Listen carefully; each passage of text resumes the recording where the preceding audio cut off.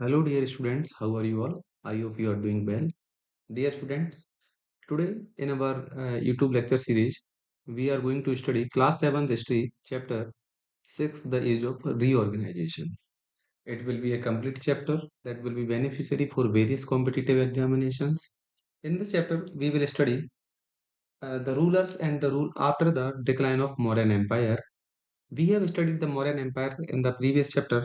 Uh, Now in this chapter we will study post-modern empires. है ना? तो what do you mean by the term of reorganization and what does it means? है ना? तो ये सबको हम समझेंगे और सबसे पहले शुरू करते हैं टाइमलाइन से. तो basically in this chapter we will take a look on the time period between 185 BCE to 300 CE. We know we know that Mauryan Empire declined on 185 BC. है ना? Who was the last ruler of Mauryan Empire? Brihadrat was the last ruler of Mauryan Empire. He was killed by his military in commander, that was Pushyamitra Sung, है ना? And he crowned himself as the next ruler of Magad, and it was the beginning of Sunga dynasty. है ना? कि अशोका के बाद में उसके जो उत्तराधिकारी आते हैं, सक्सेसर्स आते हैं, तो लास्ट रूलर जो होता है बृहद्रथ, उसको किल करके पुष्यमित्र सुंग जो है सुंग डायनेस्टी की शुरुआत करता है. तो सुंग डायनेस्टी बेसिकली 185 से लेकर 73 बीसी तक रहता है. और ये जो टाइम पीरियड है ये कहीं 73 लिखा होगा, कहीं 75 लिखा होगा, तो डोंट गेट कंफ्यूज्ड. तो सुंग डायनेस्टी मौर्यन डायनेस्टी के बाद आती है ना? ये ब्रह्म डायनेस्टी होती है और ये रूल करती है नॉर्थ एंड सेंट्रल इंडिया में. इसके बाद में ही जो इंडिजीनियस डायनेस्टी है that is Satavahana dynasty. Satavahana dynasty basically it ruled in its rule start from Deccan. ठीक है. It was famous for various activities. After that in the region of Kalinga. Kalinga mean present day Odisha. तो चेदी डायनेस्टी रूल्ड देयर, है ना? One important king was there, was king Kharavela of Chedi dynasty. है ना? तो इन सब के बारे में हम पढ़ेंगे. फिर इसके बाद साउथ इंडिया में we will discuss about Sangam age. है ना? तो Chera Chola Pandya, we will take a small small look on these rulers. Then we will come on foreign invasions, in which first foreign invasion was Indo-Greek rulers. After that सका rulers, इसके बाद कोसान rulers. है ना? तो basically इतने सारी डायनेस्टीज के बारे में हमें पढ़ना है. तो ये है हमारी इंडिजीनियस डायनेस्टीज और ये है हमारी फॉरेन इन्वेजन्स. है ना? इन सब के बारे में हमें पढ़ना है. तो शुरू करते हैं सबसे पहले सुंगा डायनेस्टीज. लेकिन उससे पहले हम ये बात समझते हैं कि why this period is known as the age of reorganisation.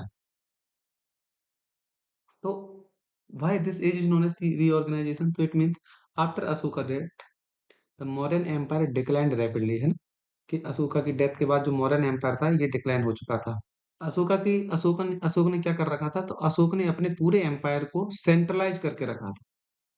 तो इट इज सेड दैट कि अशोका का जो रूल था, अशोका का जो एम्पायर था, वो फैला हुआ था 5 million square kilometre. 5 million square kilometre में. ये कितना होता है आप इस बात से अंदाजा लगाएं कि आज का जो प्रेजेंट डे इंडिया है उसका एरिया है 3.28 मिलियन स्क्वायर किलोमीटर. यानी कि प्रेजेंट डे इंडिया से बड़ा एम्पायर किसका था? अशोका का था. ये बहुत सेंट्रलाइज्ड एम्पायर था, लेकिन जैसे ही अशोका की डेथ होती है तो एम्पायर धीरे धीरे डिक्लाइन होने लगता है. और अराउंड 185 बीसी की बात करें तो जो लास्ट मौर्य रूलर थे जिसका नाम था बृहद्रथ. क्या नाम था? बृहद्रथ. तो Brihadratha was assassinated by his commander in chief who was Pushyamitra Shunga. ठीक है. द लार्ज एम्पायर, ये जो बहुत बड़ा एम्पायर था Mauryan empire, it broke into many smaller kingdoms, most of which were earlier Mauryan province और ट्रिब्यूटरी स्टेट्स. है ना? The north west become weak. जो सबसे पहला इम्पैक्ट हुआ वो हुआ नॉर्थ वेस्ट पे. तो नॉर्थ वेस्टर्न पार्ट है वो वीक हो गया. विच अट्रैक्टेड फॉरेन इन्वेजन्स. है ना? जिसने फॉरेन पावर्स को अट्रैक्ट किया भारत की तरफ आने में. जिसमें सबसे पहले थे इंडो ग्रीक, उसके बाद में सकास, उसके बाद में कोसाणास. ठीक है. This period saw political fragmentation. है ना? Rise of new regional powers like सुंग, सातवाहनास, चेदीस. है ना? तो this was the time period of rise of new regional powers. This period saw cultural exchange and art revival. This period saw the growth of trade and literature. You can write all these points, है ना? और on the basis of these points historians call this period as the age of reorganisation. ठीक है ना, कि पहले एक centralise system हुआ करता था, इसके अशोका की डेथ के बाद में ये एम्पायर छोटे छोटे हिस्सों में टूट गया और वेरियस चेंजेस आए, पॉलिटिकल फ्रेगमेंटेशन हो, रीजनल पावर्स का राइज हो, फिर चाहे कल्चरल एक्सचेंज हो। इसकी वजह से हिस्टोरियंस ने इसको क्या कहा है बेटा, एज ऑफ रीऑर्गेनाइजेशंस। अब आगे बढ़ने से पहले इस थोड़े से मैप पे विजुअल इमेजिनेशंस करेंगे, अपन माइंड में रखेंगे, याद रखेंगे। तो ये तो हमारा इंडिया है और आफ्टर मॉडर्न पीरियड की बात कर रहे हैं, ठीक है ना, during the age of reorganisation. तो देखो, ये जो नॉर्थ इंडिया और जो सेंट्रल इंडिया का पार्ट है, इस पे कौन रूल कर रहे हैं, सुंग। ठीक है, सुंग डायनेस्टी। सुंग डायनेस्टी के फाउंडर कौन है, तो पुष्यमित्र सुंग। किसके कमांडर थे, बृहद्रथ के। बृहद्रथ कौन है, last ruler of Ashoka dynasty, मतलब मौर्यन डायनेस्टी। इसके बाद यहाँ आप देखेंगे नॉर्थ वेस्ट में साका डायनेस्टी है। बेसिकली इसने यहाँ एमपी के बहुत सारे पार्ट्स तक रूल किया था, उज्जैन तक। इसके बाद आपको देख मतलब सबसे पहले देखने को मिलेगा इंडो ग्रीक्स, ठीक है, फिर सकास, इसके बाद कुशाणास, ठीक है। फिर आपके डेक्कन पार्ट में आपको देखने को मिलेंगे सातवाहनास, ठीक है ना। सातवाहनास ने बेसिकली मगध तक रूल किया है। कलिंग के रीजन में आपको चेरी देखने को मिलेंगे और in the region of South India there are three kingdoms, Cheras, Cholas and Pandyas. You will see that, है ना। तो ये जो माइंड में मैप रखना है, इसके बाद में हम धीरे धीरे पढ़ेंगे। तो सबसे पहले शुरू करते हैं हम हमारे मौर्यन एम्पायर के बाद जो डायनेस्टी आती है, सुंग डायनेस्टी से। तो Sunga dynasty basically it established after the decline of Mauryan empire. ठीक है, मौर्यन एम्पायर या मौर्यन डायनेस्टी डिक्लाइन हो चुकी थी 185 में। तो who was the founder, as Pushyamitra Sunga was the founder of this dynasty. ठीक है, he was commander in chief of Mauryan army. He ruled north and central India. ध्यान रखना, यहाँ वेस्टर्न नॉर्थ वेस्टर्न इंडिया नहीं है, क्योंकि नॉर्थ वेस्टर्न इंडिया वीक हो चुका है। और नॉर्थ वेस्टर्न इंडिया में अब कौन आ चुके हैं, इंडो ग्रीक्स। कौन आ चुके हैं, इंडो ग्रीक्स। तो सुंग डायनेस्टी ने रूल नहीं किया है कहाँ पे, नॉर्थ वेस्टर्न इंडिया में। बेसिकली सुंग डायनेस्टी बेसिकली कौन सी डायनेस्टी थी, ब्राह्मण डायनेस्टी थी। ब्राह्मणिज्म को फॉलो करते थे ये लोग। किसको फॉलो करते थे, ब्राह्मणिज्म को, है ना। तो ये बेसिकली इसके रूलर्स ब्राह्मण थे, जिसकी वजह से दे परफॉर्म्ड, है ना, सो दैट दे परफॉर्म अश्वमेध यज्ञ टू असर्ट रॉयल पावर। अब आप सबको पता होगा कि भाई एंशियंट रूलर्स परफॉर्म अश्वमेध यज्ञ, है ना। अश्वमेध यज्ञ का मतलब क्या होता है कि हवन करते थे, सेक्रीफाइस करते थे, और राजा अपना जो हॉर्स होता है उसे फ्री छोड़ देता था।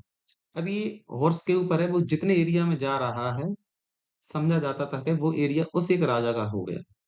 और अगर उस एरिया का कोई भी छोटा सा राजा, चाहे रीजनल किंग हो गया या कोई किसी भी दूसरे साम्राज्य का कोई भी राजा हो गया, अगर वो उसे अपोज करता था, रोकता था, चैलेंज करता था, तो ये समझा जाता था कि अब उस राजा जो है, उस राजा से, मेन रूलर से लड़ाई करेगा ना, बैटल, युद्ध लड़ेगा।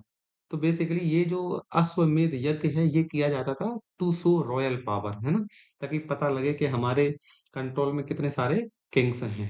ठीक है, they stored या restored Vedic traditions, but also, although they were the followers of Brahmanical uh, sect, but along with this they patronized Buddhism and Jainism। ऐसा नहीं है कि ब्राह्मणिज्म को फॉलो कर रहे हैं तो अदर जो सेक्ट हैं उन्हें लिमिट कर दिया या उन्हें बैन किया, ऐसा नहीं है।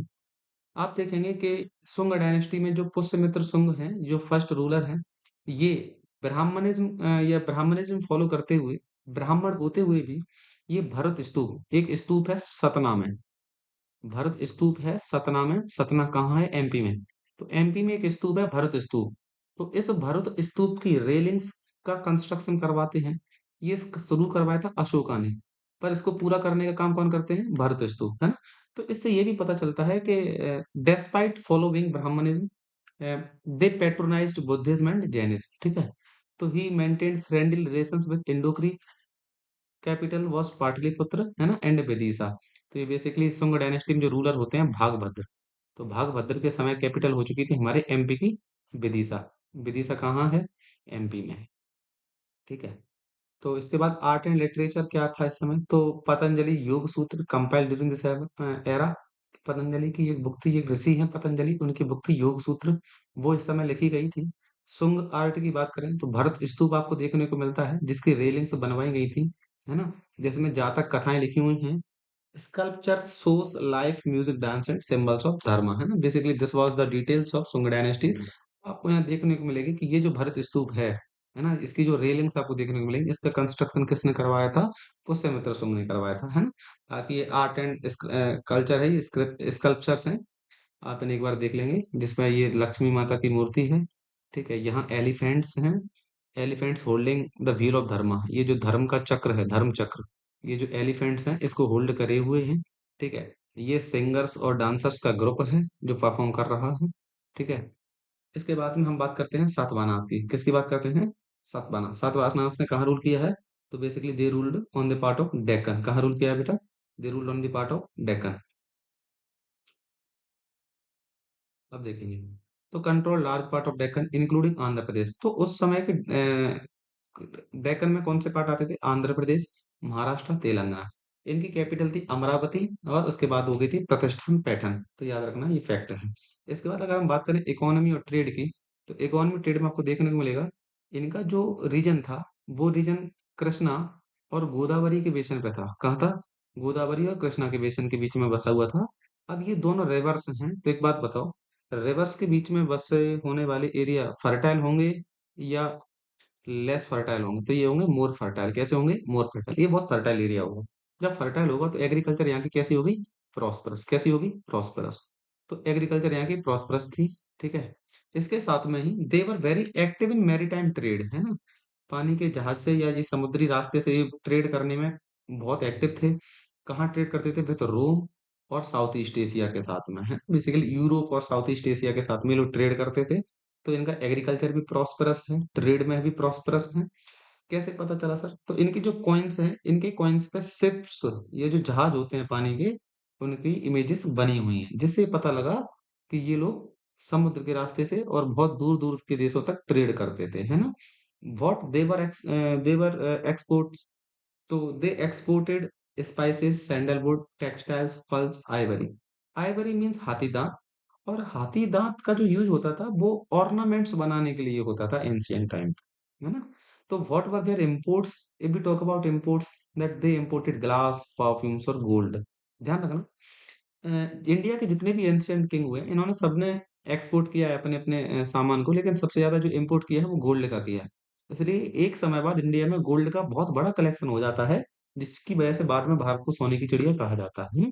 इसके बाद में उनका इंस्क्रिप्शन मिलता है नाने घाट केव्स में। तो ये नाने घाट केव्स में अपन आगे समझेंगे आगे वाली स्लाइड पे। तो ये जो नाने घाट केव इंस्क्रिप्शन है वो कहाँ है? नियर जुन्नार। ठीक है, महाराष्ट्र, महाराष्ट्र में है। महाराष्ट्र में बेसिकली एक जगह है जिसका नाम है पुणे।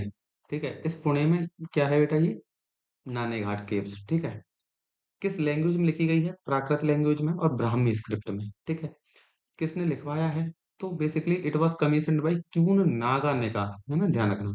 किसने लिखवाया है? क्यून नागा निका ने। Who is she? तो she is the wife of king Satakarni first, है ना। बेसिकली सातवां डायनेस्टी के फर्स्ट रूलर हुए हैं सिमुक, उसके बाद हुए हैं सतकर्णी फर्स्ट, सतकर्णी, फिर हुए हैं वशिष्ठी पुत्र सतकर्णी, वशिष्ठी पुत्र सतकर्णी।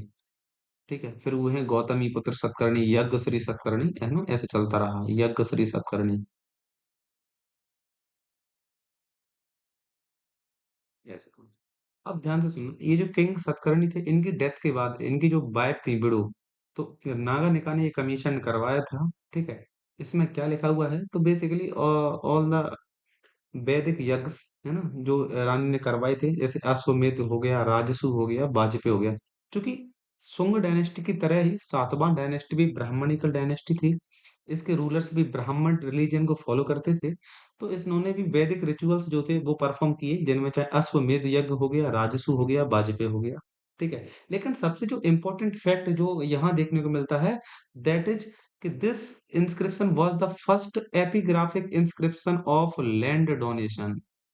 बहुत इंपॉर्टेंट फैक्ट है, ध्यान रखना। यानी कि ये जो इंस्क्रिप्शन है नाने घाट इंस्क्रिप्शन, नाने घाट इंस्क्रिप्शन में बहुत सारे वैदिक रिचुअल्स के बारे में है, के परफॉर्म किए हैं, जैसे अश्वमेध यज्ञ हो गया, राजसूय हो गया, वाजपेयी हो गया। लेकिन लैंड डोनेशंस के बारे में सबसे पहला जो एपिग्राफिक इंस्क्रिप्शन है, first epigraphic inscription, first epigraphic inscription, तो वो नाने घाट के हैं। मतलब कि यहाँ से जो ब्राह्मण ब्राह्मण हो गए, बुद्धिस्ट मॉन्क हो गए, जैन जैन मॉन्क हो गए, इन सबको जमीन दान में देना शुरू हो चुकी है। यानी कि सबसे पहले लैंड डोनेट किसने लैंड डोनेशन का काम किसने शुरू करवाया? तो ये सातवाहन रूलर ने। किसने शुरू करवाया? सातवाहन ने, है ना। अभी तक लैंड डोनेट नहीं की जा रही थी, पर अब यहाँ से इस टाइम पीरियड से लैंड डोनेट करना शुरू हो जाएगी, ठीक है। तो ये बेसिकली लैंड डोनेट करने का ये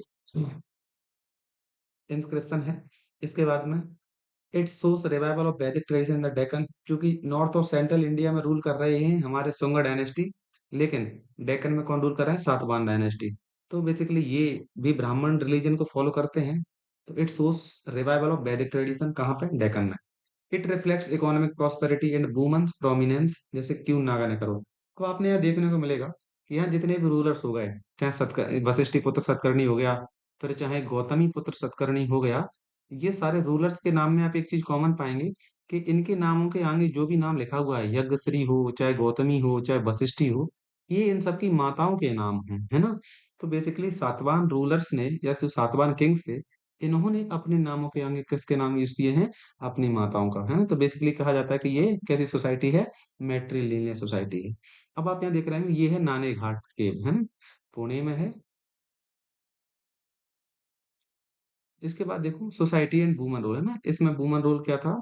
तो matronymic system was there. Kings use their mother's name like Gautami putra Satakarni और वशिष्ठी पुत्र सतकर्णी, यज्ञश्री सतकर्णी।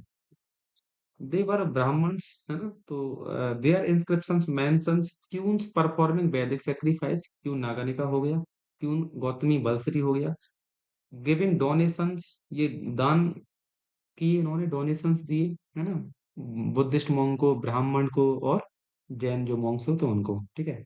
एक एग्जांपल देखने को मिलता है, queen Gautami Balashri donated land to Buddhist monk, है ना। तो इससे ये भी पता चलता है कि ये ब्राह्मण रिलीजन को फॉलो करने के बाद भी जो अदर रिलीजियंस थे, उन्हें पेट्रोनाइज किया, है ना। इन्होंने ब्राह्मणों को जमीन दान में दी, लेकिन इसके साथ में किसको जमीन दान में दी? बुद्धिस्ट मॉन्क्स को। If we talk about religion and culture, obviously they were the follower of Brahmanical religion, तो they followed Vedic rituals, also supported Buddhism and Jainism, ठीक है। टेम्पल्स एंड केव्स की बात करें तो करला केव्स पाई जाती हैं जो बुद्धिस्ट मोनास्ट्री थी, ठीक है। मैसिव चैत्य हॉल, यहाँ पे एक हॉल मिलता है जो बेसिकली बुद्धिस्ट मॉन्क्स के लिए है। सातवाहन के बाद की हम बात करें तो चेदिस के बाद, तो चेदिस ने रूल किया है कलिंगा में। कलिंगा क्या है? प्रेजेंट डे उड़ीसा में। याद करो 261 बीसी, ये वो टाइम पीरियड है जब अशोक ने कलिंगा बैटल लड़ा था, कलिंगा वॉर लड़ा था, है ना। तो कलिंग पूरा डिस्ट्रक्ट हो चुका था उस समय। धीरे धीरे चेदी डायनेस्टी के अंडर में इन्होंने, कलिंग ने राइज अप किया, उठना शुरू किया, और इनमें जो सबसे इंपॉर्टेंट रूलर थे दैट वाज किंग खारवेल, है ना। King Kharavela was very powerful ruler. कहते हैं कि उन्होंने पांड्य रूलर से हल चलवाया था अपने खेतों में। तो he was famous for his inscription and tolerance. What was his contributions? तो he promoted Jainism but respected all faiths. तो इसने जैनिज्म प्रमोट किया, लेकिन सारे जो फैक्ट्स हैं, सारे धर्मों का सम्मान किया। He built Udayagiri Khandagiri caves near Bhubaneswar, ध्यान रखना it is the capital of Odisha. तो भुवनेश्वर में केव्स का निर्माण करवाया, किसके लिए? फॉर जैन मॉन्क्स, है ना, ताकि जैन मॉन्क्स वहां रह सकें। एक इंस्क्रिप्शन देखने को मिलता है जो इनसे एसोसिएटेड है, दैट इज हाथी गुम्फा इंस्क्रिप्शन। लिखा हुआ है ब्राह्मी स्क्रिप्ट में, फैक्ट है, इंपॉर्टेंट है, याद रखना। इसमें क्या लिखा हुआ है? तो ये जो हाथी गुम्फा इंस्क्रिप्शन है, ये it records his military victories. तो इसने अपनी जो भी लड़ाइयों को जीता हुआ है, वो सभी का रिकॉर्ड कहाँ मिलता है? हाथी गुम्फा इंस्क्रिप्शन में। और जो भी वेलफेयर वर्क करवाए हैं, चाहे कैनाल्स का निर्माण करवाया हो, चाहे इरिगेशन में वर्क किया हो, उन सबका रिकॉर्ड कहाँ मिलता है? हाथी गुम्फा इंस्क्रिप्शन में। तो बेसिकली क्वेश्चन पूछा जा सकता है कि Hathigumpha inscription is related to which dynasty? तो अब यहाँ पे आंसर क्या हो? ऑप्शंस आपके हो सकते हैं, हिंदू ग्रीक, सुंग, सातवाहनास, है ना, चेदीस। तो आंसर क्या हो जाएगा? चेदीस। इसके बाद में it mentions formation of council of sages, है ना। कहते हैं कि इसने साधुओं की एक मंत्री परिषद बनवाई थी। इसे भिक्षु राजा भी कहा जाता था, है ना। कि ये इतना इसका आचरण शुद्ध था, कहते हैं कि ये राजा है पर ये बिल्कुल संत है ना। तो for its for its pious conduct. इसके बाद चेदी सुंग सातवाहन को पढ़ने के बाद अब हम चलते हैं साउथ इंडिया की तरफ। साउथ इंडिया में आपको थ्री रूलर्स देखने को मिलेंगे, डायनेस्टीज मिलेंगे, चेरा, पांड्या, चोला। तो एक एक करके इनके बारे में बात करते हैं। देखो, चेरा, चोला, पांड्या, और फिर आपको देखने को मिलता है संगम एज, है ना। संगम एज को अभी थोड़ी सी देर में समझेंगे, पहले समझते हैं चोला चेरा। सबसे पहले बात करें चोलास की, तो चोलास बेसिकली इसमें बहुत सारे ग्रेट रूलर्स रहे हैं, है ना, जिसमें चाहे राजेंद्र चोल हो, चाहे राजेंद्र हो, लेकिन किंग करिकाल चोल जो थे, ही डिफीटेड चेरास एंड पांड्यास। तो करिकाल ने चेरास को भी हराया, किसको हराया, पांड्यास को। और इसके साथ में कलनकई, कल्लनाई, है ना, क्या है, Kallanai built on river Kaveri, कर कावेरी नदी पर कल्लनाई डैम बनवाया। ये वर्ल्ड का ओल्डेस्ट डैम है जो आज भी यूज में हो रहा है। यानी कि सोचो उस समय का कंस्ट्रक्शन कितना एडवांस लेवल पर रहा होगा, कि करिकाल चोल के द्वारा बनवाया गया डैम आज भी यूज में हो रहा है।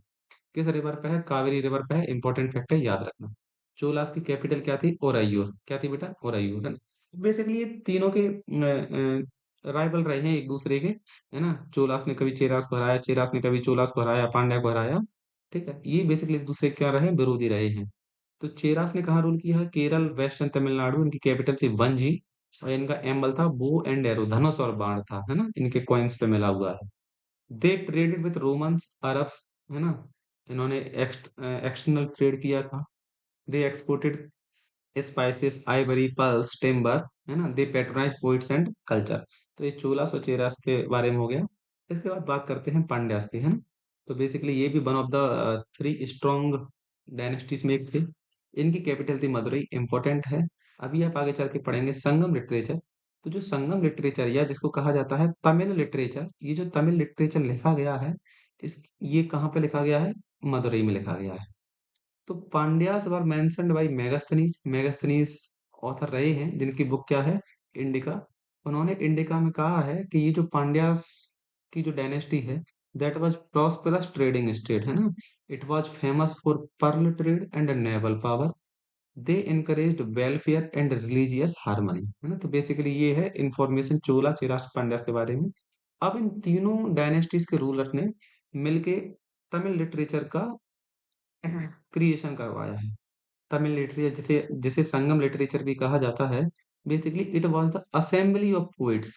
ये जो पोइट्स थे जितने भी इस टाइम पीरियड में, सेकंड सेंचुरी बीसी से लेकर थर्ड सेंचुरी सी तक, तो जितने भी पोइट्स थे, इन सब ने मिलके क्या लिखा है बेटा, तमिल लिटरेचर, है ना, जिसे संगम लिटरेचर भी कहते हैं। किस थीम पे बेस्ड था, तो it was based on love, heroism, ethics, generosity, है ना। और इसके साथ में तमिल लिटरेचर से ही हमें साउथ इंडिया के बारे में इंफॉर्मेशन मिलती है, कि वहाँ की लाइफ स्टाइल कैसी थी, सोसाइटी कैसी थी, इकोनॉमिक सिस्टम क्या था, ट्रेड कैसा था, पॉलिटिकल सिस्टम क्या था, है ना। तो basically it was a historical source to know about South Indian kingdoms, ठीक है। इसके बाद हम बात करते हैं फॉरेन डायनेस्टीज के बारे में। हमने देखो इंडियन डायनेस्टीज में किसकी बात करी, सुंग की बात करी, हमने सातवाहनास की बात करी, हमने चेदीस की बात करी, फिर हमने साउथ इंडिया में चोल, चेर और पांड्यास की बात करी, ठीक है। ये है हमारी इंडिजीनियस डायनेस्टी। इसके बाद में अब हमारा टर्न आता है फॉरेन डायनेस्टीज पे। याद करो, after the decline of Mauryan empire, जो नॉर्थ वेस्ट वीक हुआ था, उस नॉर्थ वेस्ट में कौन रूल करने आते हैं, इंडो ग्रीक। सबसे पहले कौन आता है, इंडो ग्रीक। तो Indo Greek were the descendants of, ये वंशज थे किसके, ग्रीक। ग्रीक को यवन भी कहते हैं, इंपॉर्टेंट है, एक बार के विषय में आया था। तो generals left behind Alexander the great, Alexander the great के साथ में जो जनरल्स आए थे, है ना। तो अलेक्जेंडर द ग्रेट तो वापस लौट गया था, पर जो जनरल्स इसके साथ में यहाँ पे आए थे, वो यहीं पे रह गए थे, जिन्हें क्षत्रप कहा गया था, है ना। तो बेसिकली ये जो इंडो ग्रीक थे, वो डिसेंडेंट थे किसके, अलेक्जेंडर के। तो they ruled the parts of north western India, specially कौन सा, पंजाब, अफगानिस्तान और गांधार वाला region, after the decline of Mauryan empire, ठीक है ना। अब सबसे पहला कौन सा रूलर था, तो Demetrius first was the founder of Indo Greek rule in India. याद रख पाए तो अच्छा है। तो डेमेट्रियस फर्स्ट रूलर था जिसने इंडो ग्रीक रूल की शुरुआत की है इंडिया में। He conquered part of north west India in Gandhara, ठीक है। इसके बाद में आपको मिनांडर देखने को मिलेंगे। Menander was the most famous, not first but famous, because इनकी एक डिबेट होती है बुद्धिस्ट मॉन्क नागसेन के बाद में, इससे ये हार जाते हैं, है ना। इसके बाद में ये क्या अपना लेते हैं, बुद्धिज्म, बुद्धिज्म अपना लेते हैं। अपोलोडोटस, इसके बाद एंटियालकिडास, एंटियालकिडास ने अपना एक एम्बेसडर हेलियोडोरस को भेजा था सुंग कोर्ट में। बेसिकली सुंग डायनेस्टी में रूलर्स हुए हैं कौन कौन से, सबसे पहला तो याद करो पुष्यमित्र हुआ है, इसके बाद में हुए अग्निमित्र। अग्निमित्र के पोट कौन थे? अगर आपने नाम सुना हो कालिदास का, है ना? तो जो ये जो कालिदास है ना, ये कालिदास किसके पोइट थे, किसके कोर्ट में थे? अग्निमित्र की, है ना? अग्निमित्र के बाद आपको मिलेंगे वसुमित्र, ठीक है, वज्रमित्र, ठीक है, इसके बाद आपको मिलेंगे भागभद्र। तो ये जो भागभद्र हैं, शुंग डायनेस्टी के रूलर हैं, ये शुंग रूलर। इसी शुंग रूलर, इस समय कैपिटल थी शुंग डायनेस्टी की विदिशा, क्या थी? विदिशा, एमपी में है, भोपाल के पास में है। तो विदिशा में इनकी कैपिटल थी। तो इन्होंने भागभद्र के कोर्ट में एनटीआर किडास ने एम्बेसडर को भेजा था, हेलियोडोरस को, ठीक है।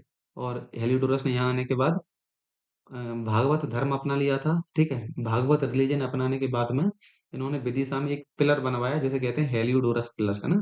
इसे खाम्ब बाबा के नाम से भी जाना जाता है, खाम्ब बाबा। तो बेसिकली इन्होंने क्या बनवाया था? Heliodorus pillar. हेलियोडोरस किसका एम्बेसडर था? एंटियल किडास का। एंटियल किडास कौन था? इंडो ग्रीक रूलर, है ना? ये वर्ड थोड़े डिफिकल्ट हो सकते हैं, पर क्या कर सकते हैं इसका, है ना? क्या सिग्निफिकेंस रहा इंडो ग्रीक रूलर्स के हमारे यहाँ आने पे? तो सबसे पहले समझते हैं कॉइन सिस्टम। तो they introduced fine gold, silver and copper coins. एक मिनट रुकते हैं यहाँ पे, अब हम समझते हैं कि सर जो मौर्यन डायनेस्टी थी, मौर्यन डायनेस्टी में कौन से टाइप के कॉइन चलते थे? तो आंसर निकल के आता है पंच मार्क्ड कॉइन। कौन से थे बेटा? पंच मार्क्ड कॉइन, यही तो थे। ये किसके बने थे? सिल्वर के और कॉपर के। किसके बने हुए थे? सिल्वर के और कॉपर के, ठीक है। अभी तक गोल्ड कॉइन्स का वो नहीं था, ट्रेंड नहीं था इंडिया में। इंडो ग्रीक के आने से बाद, इंडो ग्रीक के आने के बाद सबसे पहले किसके कॉइन चले हैं? गोल्ड के। तो अगर ये कहा जाए कि गोल्ड कॉइन सबसे पहले इंडिया में किसने चलवाए, तो वो इंडो ग्रीक रूलर्स थे। बोलो बात समझ में आई या नहीं आई? ठीक है ना? इसके बाद हम बात करते हैं आर्ट एंड आर्किटेक्चर की। तो बेसिकली पहले हमारे यहाँ चलता था मथुरा आर्ट, है ना? मथुरा आर्ट हमारे कंट्री में फेमस था, लेकिन इंडो ग्रीक के आने के बाद में गांधार आर्ट स्टाइल भी हमारे कल्चर में ब्लेंड हो गई, इन्फ्लुएंस हो गई, ब्लेंड हो गई, फ्यूजन हो गया इसका। कल्चरल एक्सचेंज की बात करें तो it brought Greek influence in language, dress, ideas, promoted Indo Greek cultural fusion. Religion की बात करें तो किंग मेनांडर इम्ब्रेस्ड बुद्धिज्म। मेनांडर ने बुद्धिज्म को अपनाया था। नागसेन से, ये जो बुद्धिस्ट मॉन्क था ना नागसेन, इनसे रिलीजियस डिबेट में हार गए थे, जिसकी वजह से मेनांडर ने बुद्धिज्म को अपनाया था। तो ये भी दिखाता है कि जो भी इंडो ग्रीक रूलर्स रहे हैं, इन्होंने अपने रिलीजियन को थोपने की कोशिश नहीं की है। इन्होंने बेसिकली हमारे इंडियन कल्चर में मिलने की, ब्लेंड करने की कोशिश की है ना? तो it encourages spread and philosophical growth. Foreign relations की बात करें तो बेसिकली खुद फॉरेनर्स थे, जिसकी वजह से इंडिया का ट्रेड और कल्चरल लिंक्स खुल गए थे हेलेनिस्टिक वर्ल्ड के लिए। कौन सा वर्ल्ड होता है हेलेनिस्टिक वर्ल्ड? वेस्ट एशिया और मेडिटेरेनियन सी, है। अब यहाँ पे वर्ल्ड मैप की बहुत नॉलेज काम आएगी। इसके बारे में बढ़ते हैं आगे। इंडो ग्रीक के बारे में हमने पढ़ लिया। अब हम बात करते हैं किसके बारे में? शक रूलर्स के बारे में। इससे पहले थोड़ा सा और ये पढ़ लेते हैं कि हेलियोडोरस पिलर कहाँ है? विदिशा में है। It shows Greek devotion to Vasudeva, है ना? Indicating early Hindu Greek cultural exchange. ये पढ़ लेना। इसके बाद हम बढ़ते हैं आगे शक रूलर्स की तरफ। तो इंडो ग्रीक के बाद में कौन आते हैं? शक रूलर्स। शक बेसिकली कहाँ कौन होते हैं? ये शक होते हैं सेंट्रल एशियन ट्राइब। कौन होते हैं? Central Asian tribe. बेसिकली कहाँ, कौन सी कंट्री से? चाइना से। ये चाइना से आए हुए होते हैं, चाइना से नहीं, सॉरी, ये सेंट्रल एशियन कंट्री से आए हुए होते हैं। और इसके बाद में ये रूल करते हैं कहाँ पे? रूल करते हैं नॉर्थ वेस्टर्न इंडिया में। नॉर्थ वेस्टर्न से आते हैं and settled mainly in Gujarat, Malwa and western India.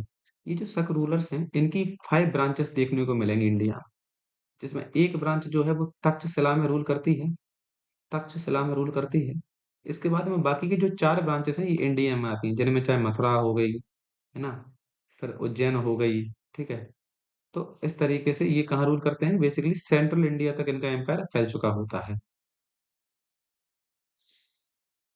इसके बाद मेजर शक्किंग की बात करें तो मूगा का नाम पहले आता है कि ये पहले इंडो सीथियन रूलर थे, जिन्होंने अपनी पावर को एस्टेब्लिश करी थी नॉर्थ वेस्ट में, ठीक है। लेकिन सबसे फेमस कौन से थे शक रूलर्स? रुद्रदामन फर्स्ट, है ना, ये सबसे फेमस थे। उज्जैन से इन्होंने रूल किया है। और इन्होंने जूनागढ़ इंस्क्रिप्शन लिखवाया था। किस भाषा में लिखवाया था? संस्कृत भाषा में। ध्यान रखना, ये बहुत इंपॉर्टेंट इसलिए बन जाता है क्योंकि ये शक रूलर्स भी फॉरेन पावर्स हैं। ये रुद्रदामन भी फॉरेन है, लेकिन इसके बाद ये फॉरेनर है, लेकिन इसके बाद में भी जूनागढ़ इंस्क्रिप्शन इन्होंने अपनी भाषा में नहीं लिखवाया, इसमें लिखवाया संस्कृत में। तो ये दिखाता है कि how foreign powers, foreign invaders assimilated in Indian culture, है ना, कि कैसे फॉरेन पावर्स ने भारतीय संस्कृति को अपना लिया था। ही रिपेयर सुदर्शन लेक, है ना, एक लेक का रिपेयर करवाया। तो ये लेक किसने बनवाई थी? जनरली मौर्यन एम्पायर, ये जो मौर्यन रूल चल रहा था उस समय ये लेक बनवाई गई थी, सुदर्शन लेक। तो ये लेक चूंकि पुरानी हो चुकी थी, तो इसका रिपेयरमेंट का काम भी किसने करवाया? रुद्रदामन ने, है ना। इसके बाद what is cultural and economic contribution, तो ट्रेड बहुत अच्छे से चलता है। रोम और सेंट्रल एशिया के साथ ट्रेड करते हैं via sea and land root.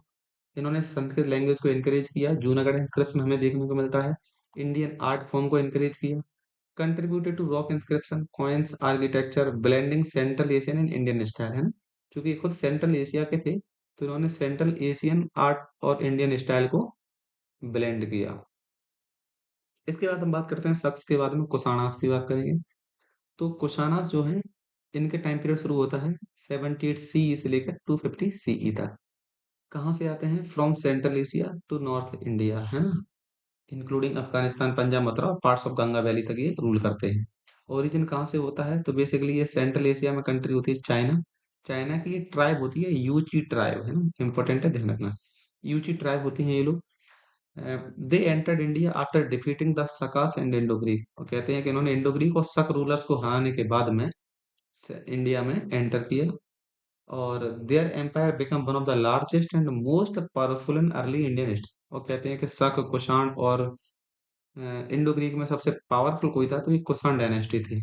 Rulers की बात करें तो सबसे पहले रूलर हुए कुजुल कड़फिसेस, इसके बाद हुए बिम कड़फिसेस, ठीक है। इसके बाद हम बात करते हैं कनिष्क का। ये कनिष्क जो रूलर हुए हैं ये मोस्ट पावरफुल हुए हैं, ये greatest ruler of the dynasty हैं। और कहा जाता है इन्होंने शक रूलर्स को हराने के बाद में शक कैलेंडर शुरू करवाया था। प्रॉपर हिस्टोरिकल एविडेंसेस नहीं है, पर कहा जाता है कि शक जो एरा है, शक कैलेंडर है, वो कनिष्क ने ही शुरू करवाया था, जो कि आज भी इंडियन नेशनल कैलेंडर के तौर पे यूज होता है। भारत सरकार ने इसे 1957 में मेघनाथ साहा कमेटी की रिकमेंडेशन पे ये अपनाया था कि इंडियन नेशनल कैलेंडर कौन सा होगा? शक कैलेंडर होगा, ठीक है ना। तो इसका टाइम पीरियड ध्यान रखना 78 सी है, यानी कि आज 2025 चल रहा है ग्रिगोरियन कैलेंडर के अकॉर्डिंग। तो 78 रिड्यूस कर देंगे तो क्या आ जाएगा? अ, ये 15 में से 7, ये आ जाएगा 1947। तो शक संवत के अकॉर्डिंग, यानी कि शक कैलेंडर के अकॉर्डिंग अभी कौन सी ईयर चल रही है? 1947, है ना, ध्यान। कुषाण डायनेस्टी की कैपिटल कौन सी थी? पुष्पपुर। ये कहाँ है? प्रेजेंट डे पेशावर पाकिस्तान में है। इनकी जो सेकंड कैपिटल थी वो थी हमारे मथुरा यूपी में थी, ठीक है, ताकि ये अपने रीजन पे प्रॉपर कंट्रोल कर सकें। ठीक है, इनका एम्पायर सेंट्रल एशिया से लेकर अफगानिस्तान, पंजाब और हमारे गैंगेटिक प्लेन तक फैला हुआ था। ठीक है, इन्होंने ट्रेड रूट्स पे इनका कंट्रोल था। कौन से ट्रेड रूट पे? Silk route. Basically silk route जो है वो चाइना से लेकर पूरे यूरोप तक फैला हुआ है। इसकी शुरुआत होती तो 138 बीसी में है, पर इस पे इंडिया का, या ये कहा जाए कि जो कुषाण डायनेस्टी का कंट्रोल बहुत प्रॉपर से तरीके से रहा, जिसकी वजह से इन्होंने सिल्क रूट पे कंट्रोल किया, टैक्स रेवेन्यू कलेक्ट किया, और जिसकी वजह से इस समय पे इकोनॉमिक प्रॉस्पेरिटी बहुत अच्छे लेवल पे हो गई थी। कहते हैं कि जो पोस्ट मौर्यन पीरियड है, पोस्ट मॉडर्न पीरियड, ये पीरियड इकोनॉमिक पर्सपेक्टिव से, इकोनॉमिक पर्सपेक्टिव से गोल्डन एज था, ठीक है ना। इकोनॉमिक पर्सपेक्टिव से क्या था? Golden age. इतना ज्यादा इकोनॉमी मॉडर्न एम्पायर में भी नहीं फैली थी जितनी कहाँ फैली है? पोस्ट मॉडर्न पीरियड में, है ना, क्योंकि सिल्क रूट पे बेसिकली कंट्रोल था हमारे रूलर्स का। ठीक है, अभी सिल्क रूट कैसे, कहाँ पे ये कहाँ से निकलता है? आप यहाँ से देखिए, ये चाइना के संगाई प्रोविंस होकर ये कनेक्ट होता था, पूरा ये एशिया, एशिया के बाद अरब कंट्रीज और यूरोप में कनेक्ट होता था। हमारे यहाँ से ये जो पोर्ट है जिसका नाम है ताम्रलिप्ति पोर्ट, ताम्रलिप्ति, ये पोर्ट है बंगाल में, है ना। कहाँ पे था ये? बंगाल में। तो यहाँ से ये शुरू होता है और ये रास्ता निकल जाता है पाकिस्तान में कनेक्ट हो जाता है, ठीक है। तो बेसिकली इस सिल्क रूट पे किसका कंट्रोल था? कनिष्का का। ठीक है, और जनरली इनके रूलर्स ने टाइटल यूज किया है देवपुत्र का। ये सिल्क रोड है। इसके बाद कनिष्क बुद्धिज्म को Kanishka was a great patron of Buddhism, है ना, संरक्षक संरक्षक था बुद्धिज्म का। और कनिष्क के समय ही कश्मीर में एक जगह है कुंडलवन, वहाँ फोर्थ बुद्धिस्ट काउंसिल होती है। इसने ही बुद्धिज्म को स्प्रेड किया सेंट्रल एशिया और चाइना में, ठीक है। He was religiously tolerant. Buddhism का संरक्षक तो था ही, लेकिन इन्होंने जो भगवान बुद्ध हैं, शिव हैं, सूर्य हैं, इन सब की पूजा करता था। He promoted Sanskrit literature and learning.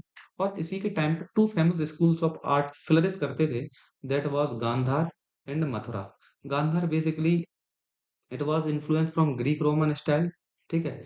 और मथुरा स्कूल ऑफ आर्ट है, इट वाज इंडिजीनियस, है ना।